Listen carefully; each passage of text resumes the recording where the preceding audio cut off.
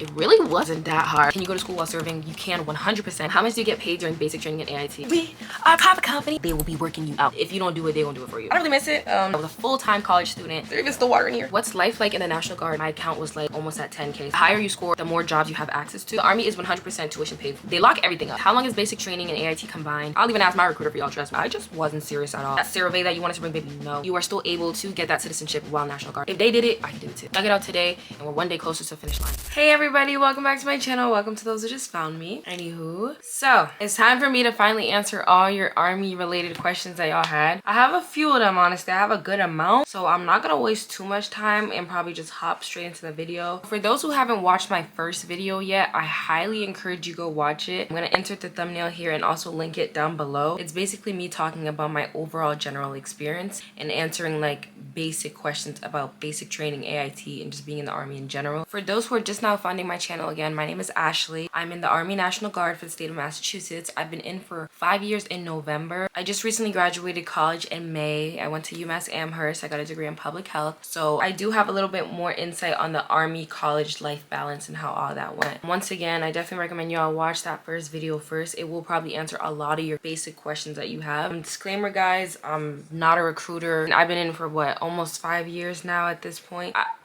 I'm going based off my experience and what I know. And I did do a little extra research just to find some answers that I wasn't too sure of, just to make sure I'm not like saying nonsense or whatever. I have a list of questions here. I kind of split them up in like 5 different categories. Some of these I already answered on YouTube, so I'm just gonna go based off that and add on to it. Obviously, like not everyone got the chance to see these responses or even see these questions, so I'm just putting it in a video for you guys. Let's not waste any more time. Let's hop straight into it, y'all. Yeah, the first question was, am I too old to join? Someone asked me, he was like 28. No, in order to join, you can be between the ages of 17 and 35. And if you're 17 wanting to join, you do need parental consent. Me, for example, I enlisted when I was 17, so I went with my dad and we did the whole process together. Yes, up to 35 years old, guys. And sometimes, even if you are a little older, if you have like prior military experience, or if you're just really high speed and actively fit and they see that, okay, like, yeah, we need a big man like you in it, they can definitely give you a waiver, so keep that in mind as well. Next question, did you have any doubts or fears before joining? So guys, once again, like I just wasn't serious at all. The way I like even got into the Army, it was just a let's go, let's do it. And then literally here I am 5 years later. But I don't think I necessarily had any fears or doubts. Obviously, like I was watching mad videos on YouTube trying to see what the hell I was getting myself into. I did see it was a lot, but if they did it, I could do it too. That was my mindset, guys. But if I'm here standing today, you'll be fine, trust me.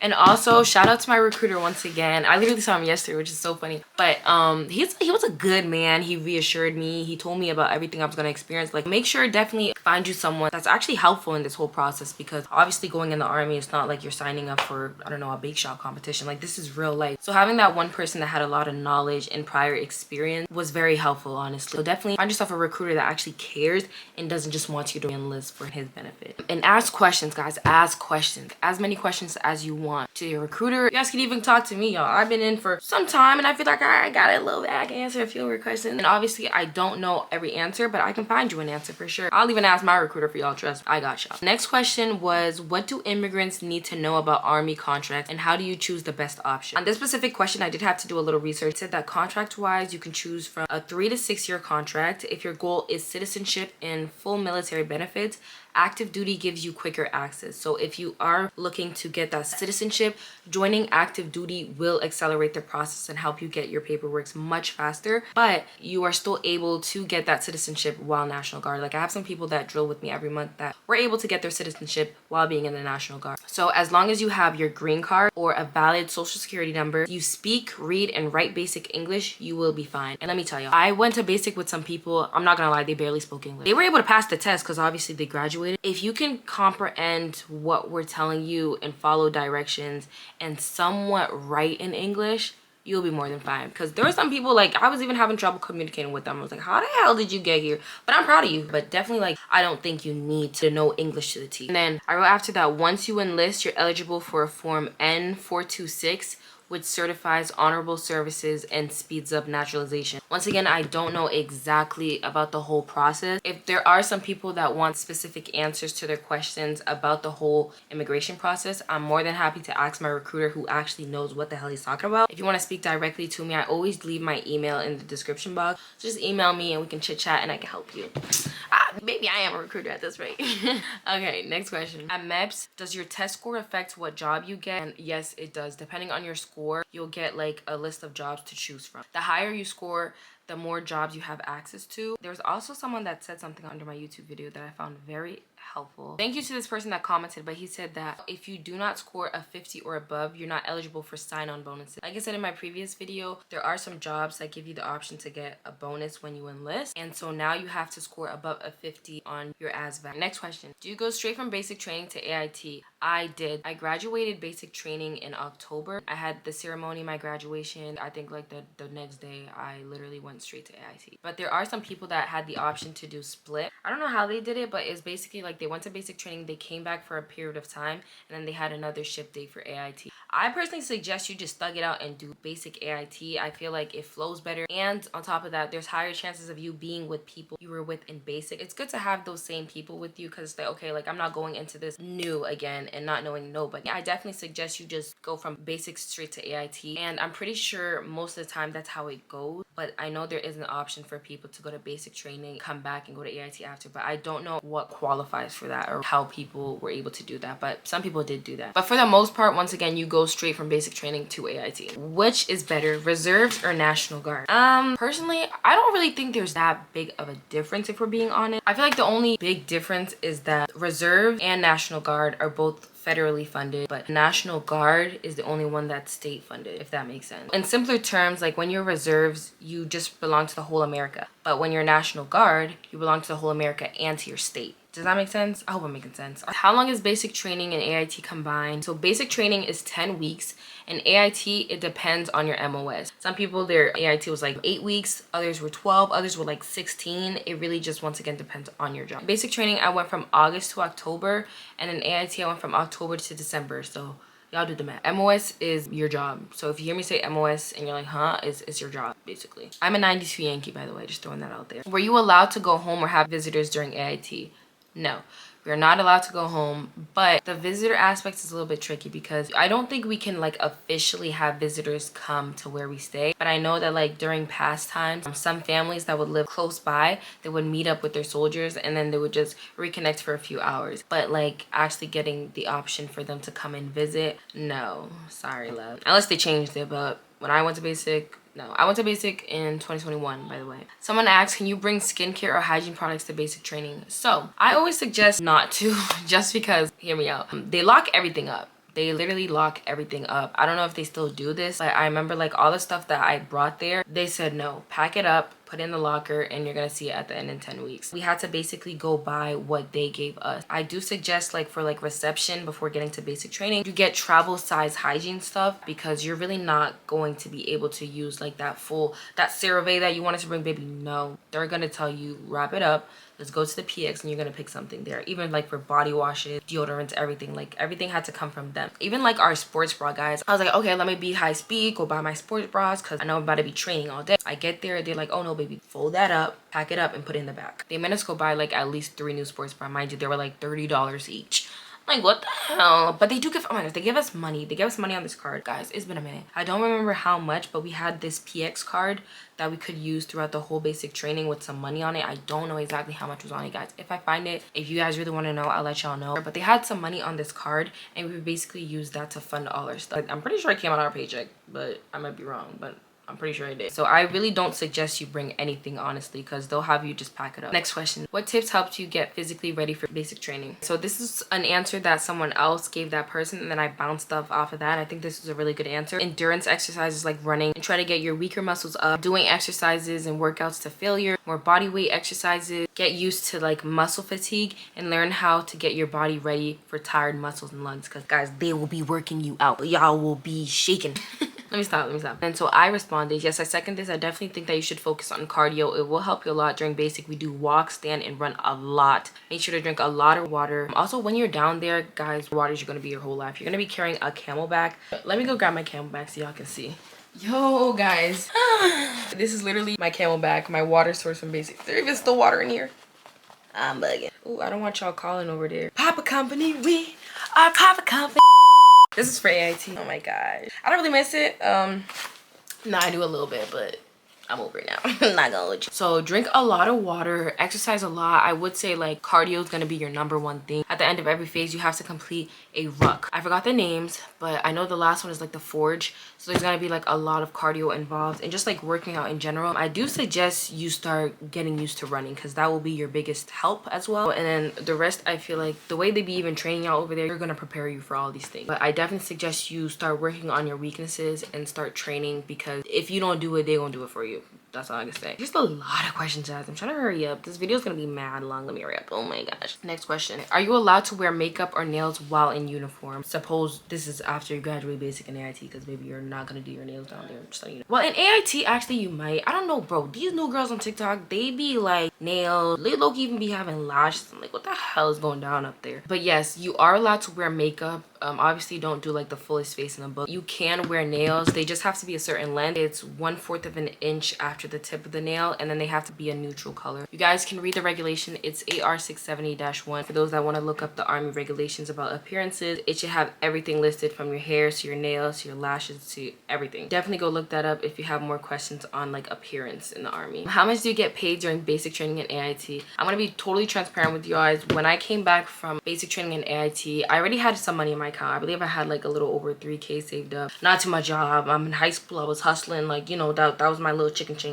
By the time I came back, my account was like almost at 10K. So I would say like AIT and basic, very small expenses. I really didn't buy a lot of things. It was like over 7K that I had saved up approximately. Next question is, do they cover meal plans in dorms? So the Army is 100% tuition paid for, right? So if we're speaking on a surface level, no. Directly on what the Army covers in general, they don't cover meal plans and they don't cover dorming. But if you're able to get financial aid, if you have scholarship, if you have grants, it really depends on all that. But for the most part, it should be able to cover tuition for sure, at least a portion of your meal plan in your dorm.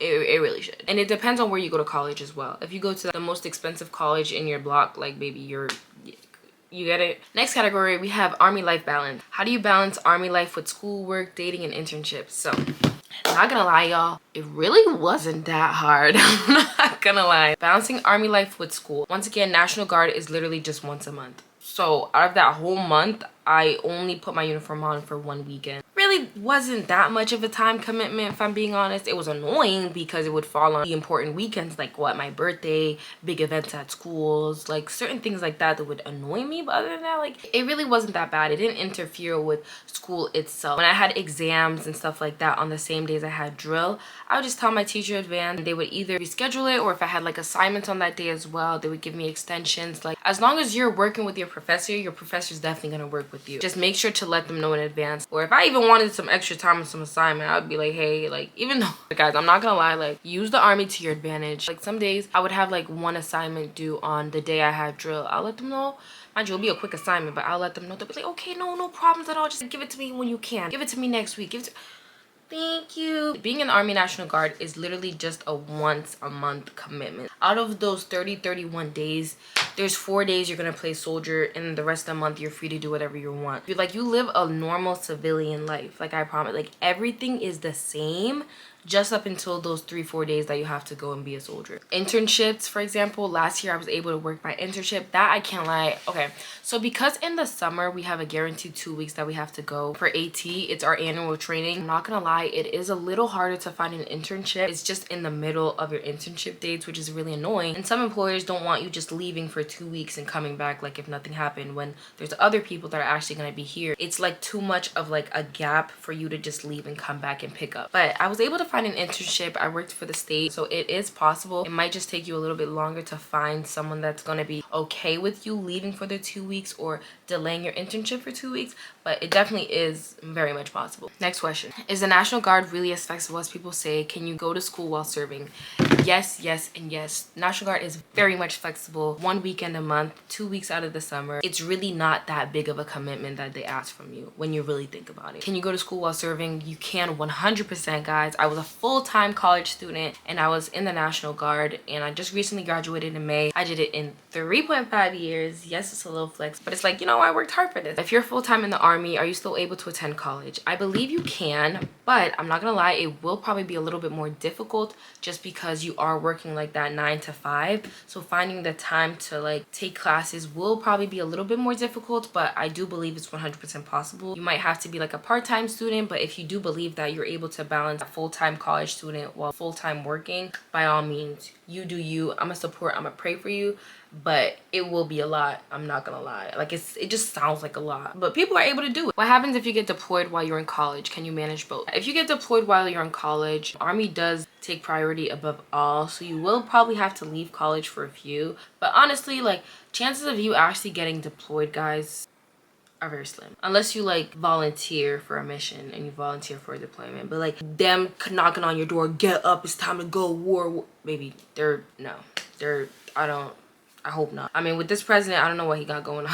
Honestly, I mean, I promise too much. Next question. Can you join the Army just for the summer after high school so you don't miss your first semester of college? It really just depends on your ship date, and that will be a little bit tricky just because, like, once again, basic training itself is already 10 weeks long. From the time you graduate, which is May, going back to school, which is the end of August, what is that? June, July, August, 3 months. I don't think that's enough time for you to do both basic training and AIT. And if you're thinking about doing that split option, like I said earlier, go to basic first, come back, then AIT. Either way, you're gonna have to miss another semester. We're almost done, I promise. We're almost there. Have you ever been deployed during your enlistment? No. So I had the option to sign up for some, but because once again, my goal was to prioritize school and graduate college, I didn't want to put that on pause. Do I want to go on a deployment? I do. Will I be going on one very soon? Only God knows. Next question. When things got tough, what helped you push through? If I'm being honest, just getting the hell up out of there. I'm not gonna hold you. All you want to do is leave. So like I said in my first video, the easiest way to get yourself out of that training environment is to literally graduate and go home, guys. I was literally counting the days. I was like, okay, I get out today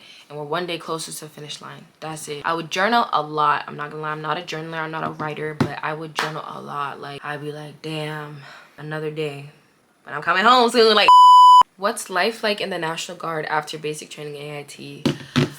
It's chill. We have a report time, usually 6 or 7. Drive to my unit, get there, do whatever they want us to do, go home.